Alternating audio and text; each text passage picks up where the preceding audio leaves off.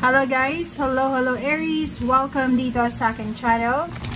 Kapalaran 888. Para to sa lahat ng Aries, I hope na makita nyo yung hinahanap yung mensahe. Para to sa first 15 days ng March 2025. I hope na makuha mo yung energy, Aries. Okay. Aries, habang nanonood ka sa ngayon, eto yung energy mo. Meron ditong Aries, or pwedeng hindi naman lahat, pero meron dito sa inyo na nakakaramdam ng impatience. Nakikita ko it's either 8 months, 9 months, 9 years, 9 weeks, 9 days ka nang naghihintay. Or pwedeng 8 days, 8 weeks, 8 months, 8 years. Nakikita ko sir dito na pagod ka na sa paghihintay. You are impatient. Okay? So, comment down below, doon sa mga Aries na may hinihintay kayo pero parang pakiramdam nyo, hindi na darating. Okay? Tingnan natin kung darating pa ba yan or hindi na. Okay. Next card natin is contemplation time. Okay? So, Aries, sinasabi ng baraha sa'yo dito na okay, given, meron kang hinihintay, it's either work, business, clarification, answers, resolution, endings, fulfillment, achievement, satisfaction, balance, security, anything na hinihintay mo, given na yan, makakaramdam ka talaga ng impatience if matagal na yan. But, ang second card mo dito, Aries, sinasabi ng baraha sa'yo na gamitin mo etong panahon, etong oras na ito, na habang naghihintay ka para makapag-isip, makapag-spend time alone sa sarili mo, makapag-meditate, makapag-isip, makapag-pray, makapag-reflect ng mga past, present, and then yung future plans mo. And gamitin mo yung oras na ito ng maayos. Okay? Kasi minsan, sa sobra nating focus sa isang bagay, ay hindi na natin nakikita na may mga blessings pala na dumarating. Kasi naghihintay tayo sa isang bagay and hindi natin napapansin na mayroon na pala na mas importante doon sa hinihintay natin na dumating na. Okay? Wait lang guys.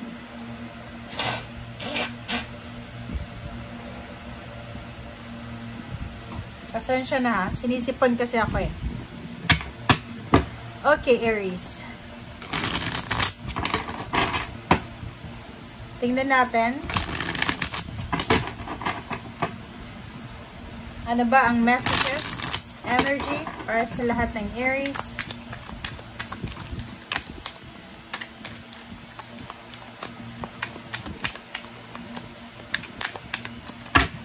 Okay. First card. Second card. Ace of Cups and Nine of Torches. Nine of Wands na to. Isa sa mga posibleng pinagdadaanan ng Aries ngayon is tungkol sa relationship. Pwedeng pagod ka na sa paghihintay kung kailan ba darating itong perfect moment na to para sa relationship mo. Pwedeng yung relationship mo ay sobrang toxic na ngayon. Pwedeng yung family life mo ay sobrang lonely. Pwedeng sad or pwedeng medyo hindi na maganda sa ngayon. Pwedeng marami kang mga issues sa mga kaibigan, sa relatives, sa friends. Or parang nakikita ko sa'yo dito, pagod ka na sa paghihintay kung kailan ba maayos yung usaping puso na to. Okay? So, comment down below if you resonated Aries dito sa energy na to. Kumuha din tayo ng iba pa na baraha. Okay. Princess of Torches. So, Princess of Wands siya.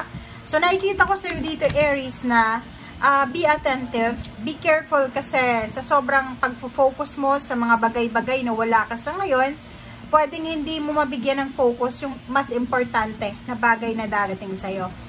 Queen of Cups, sinasabi ng baraha sa'yo na spend time with water sign, Pisces, Scorpion, Cancer, or spend time alone.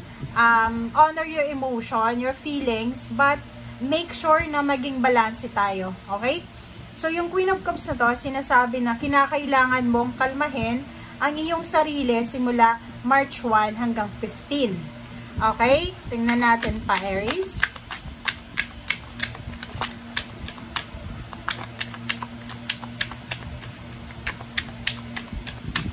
Okay. The Tower. Ano ba yung The Tower na yan? Tingnan ko nga. Okay, the Knight. So, ang nakikita ko sa'yo dito, Aries, is a confirmation of this card, Impatience, na meron sa inyo ditong nawawalan na talaga kayo ng pag-asa.